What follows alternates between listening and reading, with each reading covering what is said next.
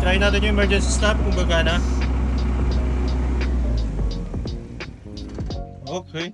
May alarm siya mga ka-Best Buy. Low dyan sa frequency alarm, mains under voltage.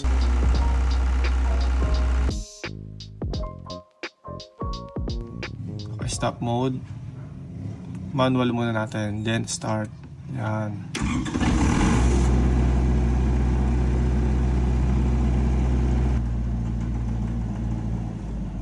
Okay. Ano problema? May alarm siya mga ka-Best Buy. Low dyan sa frequency alarm, mains under voltage. Ibig sabihin, maaaring mababa lang yung crudo natin dahil nga, ang nilagay lang namin dito 6 liters lang. So, sapin lang yun. Magdadagdag tayo ng crudo mga ka-Best Buys.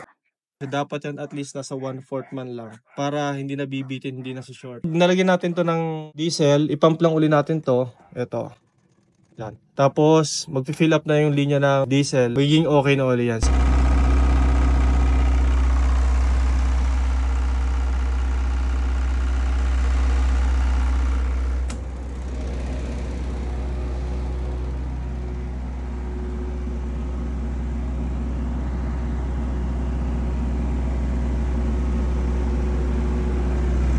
So 220 volts, 62 Hz, 00 amp kasi wala pa naman siya sinusupplyan yung generator. Normal running. Main, wala tayong voltage kasi hindi pa tayo connected. Yung amperahe niya 00. Yung main frequency wala pa rin.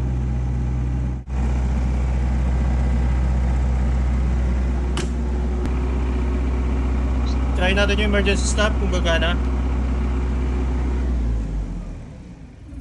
Okay. Tanggalin muna natin dito para mag-reset. Yan. Yan, balik. Saka natin i-on. Dapat wala na siyang alarm yan. Ayan, wala na. Start.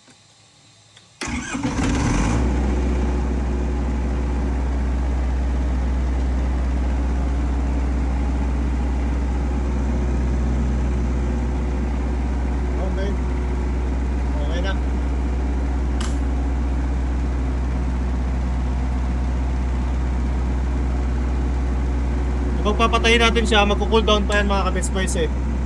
So patayin na natin. Cool time, 10 seconds.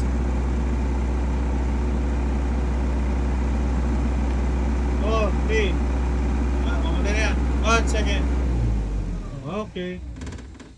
So, pinapper shutdown ko siya ngayon dahil kanina in-emergency stop natin para matesting kung talagang gagana yung emergency stop. And so far, so good naman. Kulang sa diesel kanina, kaya hindi siya tumutuloy-tuloy. So, basic troubleshooting lang yan. Tsaka basic starting ng ating mga generators. Tulad nga nito, medyo malaki to. Medyo komplikado yung mga bagay dito. Dahil nga, dapat sureball tayo. Medyo mahal na generator to. Thank you. Mga Best Buys, yun ang update natin.